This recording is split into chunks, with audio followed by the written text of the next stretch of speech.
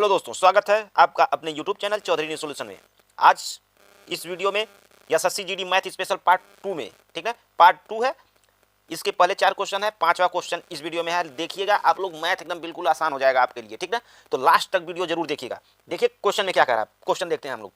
एक व्यक्ति किसी वस्तु को 20% लाभ पर बेचता है, बेचना चाहता है, बेचता नहीं, बेचना चाहता है, लेकिन उसे 20% हानि पर 480 में बेचा। आवश्यक लाभ प्राप्त करने के लिए उसे किस मूल्य पर बेचना चाहिए था? ठीक, तो 20% लाभ पे बेचना चाहता था, लेकिन उसे 20% हानि पर बेचा। यानी 20% को हम लोग फ्रैक्शन में क्या लिख सकते हैं? फ्रैक्शन में लिख सकते हैं 1/5।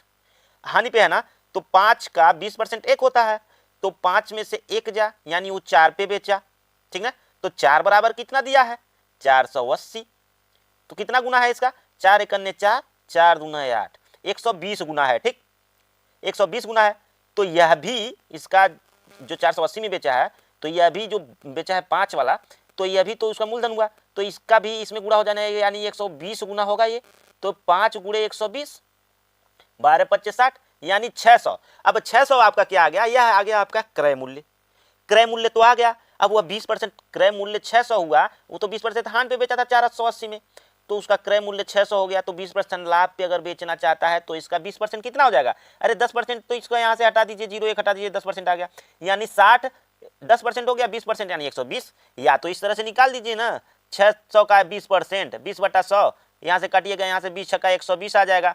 अब 600 मूलधन, अब 120 रुपये का लाभ, यानी वो कितने में बेचना चाहता है? 6 और 120 कितना हो जाएगा? 720, यानी 720 रुपये। आप देख लीजिए कौन से ऑप्शन में है? सी ऑप्शन में।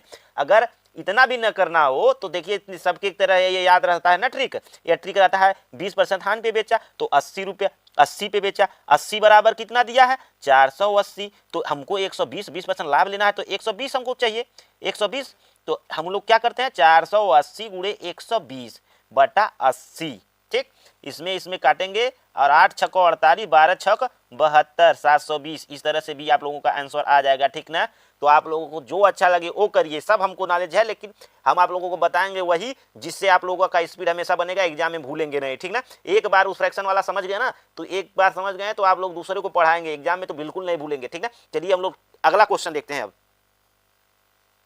देखिए अगला क्वेश्चन क्या है हम लोगों को, मेंसुरेशन का है। देखिए 15 मीटर त्रिज्या के गोलाकार उद्यान में 24 रुपये 24 प्रति स्क्वायर की दर से बगीचे के अंदर 2 मीटर चौड़े मार्ग का निर्माण किया जाता है, अंदर किया जाता है, ठीक ना। यहाँ पे देखिए, यहाँ पे गोला हो जाएगा हम लोगों का, गोला हो जाएगा, इस पेन से ले लेते हैं हम लोग, ये हम लोगों का गोलाकार उठी हो गया। ठीक, गोलाकार देखिए, इसमें गोलाकार नहीं होगा, इसमें देखिए आप लोग गोला का आयतन निकालने लगना है। इसे आयतन होता है, लेकिन इसमें पूछेगा क्षेत्रफल, तो आप लोग वृत्त ही मानिएगा, ठीक ना।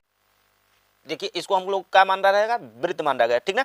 तो यह क्या करा? 2 मीटर चौड़े मार्ग, यानी अंदर अंदर 2 मीटर चौड़ा बना रहा है, यानी 2 मीटर यहाँ से ले आइए तो 2 मीटर, तो अंदर अंदर यहाँ पे एक वृत्त बनाएगा, ठीक, यानी 2 मीटर, यानी 2 मीटर चौड़ा, या छोटे से वृत्त जो बनेगा यह भी तो एक होगा कि 2 मीटर चौड़ा बनाएगा, तो यह भी रास्ता जब बन जाएगा तो ये क्या हो जाएगा? एक वृत्त की तरह हो जाएगा ना। तो यह भी एक वृत्त हो गया। अब यहाँ से यहाँ तक की पूरा इसका त्रिज्या क्या होगा?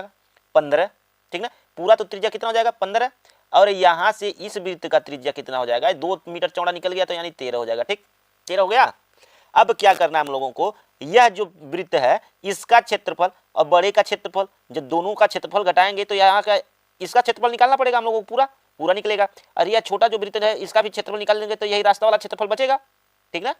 तो उसी का निर्माण करना है, ठीक ना। तो अब देखिए हम लोग क्या कहते हैं, पाई r स्क्वायर होता है वृत्त का क्षेत्रफल, माइनस इसको r1 रख लीजिए बड़े वाले को, ठीक, छोटे वाले को r2, तो पाई r2 स्क्वायर हो गया, ठीक। अब यहाँ से पाई कॉमन ले लीजिए, क्या हो जाएगा? r1 square minus r2 square, ठीक। अब यहाँ पे मान रख दीजिए, मान रखेंगे तो क्या आ जाएगा? 15 स्क्वायर बड़े वाले का, r2 का 13 हो जाएगा, 13 स्क्वायर, ठीक।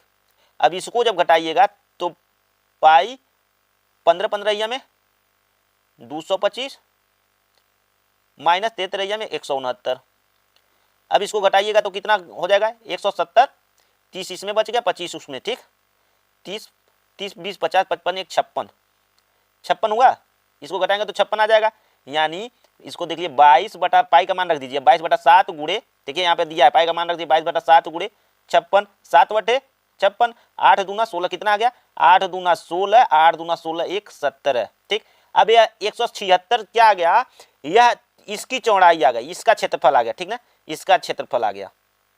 अब 176 आ गया। अब इतने में 24 रुपये प्रति स्क्वायर मीटर से आप लोगों को गुणा करना है, यानी 24 पूरा क्षेत्रफल बनाना है तो 24 रुपये अगर दे दिया किसी को टेंडर 24 रुपये के हिसाब से, तो कितना देना पड़ेगा उसको।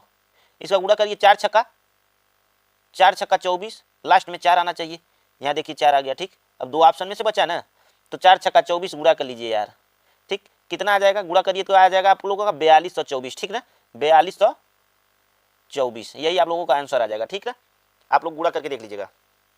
चलिए अगला क्वेश्चन देख लेते हैं हम लोग।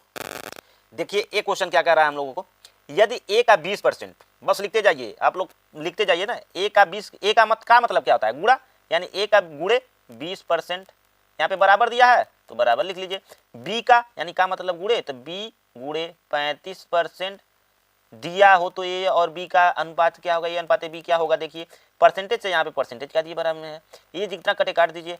5 चौके 20, अब 5 सत्ते 35। अब इस 20 b को नीचे लाइए ना, यहाँ पे यह जब नीचे आएगा b, तो यहाँ तो ये 7, इसके हिसाब से तो 7 जो उसके साथ रहता है वो वहीं रह जाता है। ठीक, और जो यह रहता है यह नीचे आ जाता है। ठीक, अब कितना आ गया, a अनुपात b कितना आ गया, 7:4। यानी इसको इस तरह से लिखोगे तो क्या लिखोगे, इसको भी इस तरह से लिखोगे ना, 7:4। अब ऑप्शन नंबर देखिए डी, आप लोगों का आंसर सही होगा। जा ठीक, आया समझ में ना। ठीक है, चलिए नेक्स्ट क्वेश्चन देखते हैं हम लोग, 8वां। इसमें क्या दिया है, एक त्रिभुज जिसकी भुजाएं 6:4:3 है। मान लीजिए यह त्रिभुज है। ठीक, एक भुजा 6 एक 4 है। देखिए कभी भी ये जो बड़ा भुजा होता है वो हमेशा बड़ा होता है। ठीक है, तो इसको 4 करो, इसको 3 करो, इसको 4 करो, इसको 6 करो। ठीक, तो इसका परिमाप क्या है, परिमाप मतलब पूरा जोड़ेंगे, यानी यह भी बाहरी माप होता है, ये भी जोड़ लीजिए, यह भी जोड़िए, इसकी लंबाई, यानी 6 3 9 4 13, टोटल 6 + 4 + 3 जोड़ लीजिए तो कितना आ जाएगा, 13।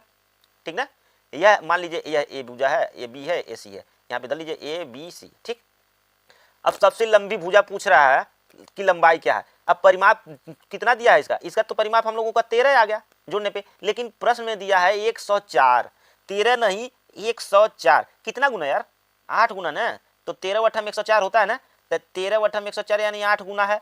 तो सबसे लंबी भुजा तो यही होगी ना, सबसे 6 वाली सबसे लंबी भुजा हो गई, यानी 6 में 8 का गुणा कर दिया, अभी अपने का 8 गुना होगा, तो 6 × 8 = 48।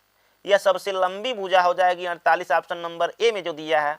लेकिन सबसे छोटी भुजा पूछ ले, सबसे बीच वाली भुजा पूछ ले, या तीनों भुजाएं पूछ ले, तो क्या करोगे, 8 का इसमें गुणा कर दीजिए, 8 चौके 32, और सबसे छोटी 8 तिरिक के 24। ठीक, तो आसान सा है क्वेश्चन, लेकिन आप लोग त्रिभुज रूप देखते जाते हैं तो घबरा जाते हैं, तो घबराने की कोई बात नहीं है। आप लोग चैनल को सब्सक्राइब करिए और नेक्स्ट वीडियो के लिए आप लोगों को नोटिफिकेशन मिल जाएगा। आप वीडियो पूरा वॉच करिए, मानिएगा नहीं, आप लोगों को मैथ में एकदम अव्वल बना देंगे। ठीक है ना, थैंक यू।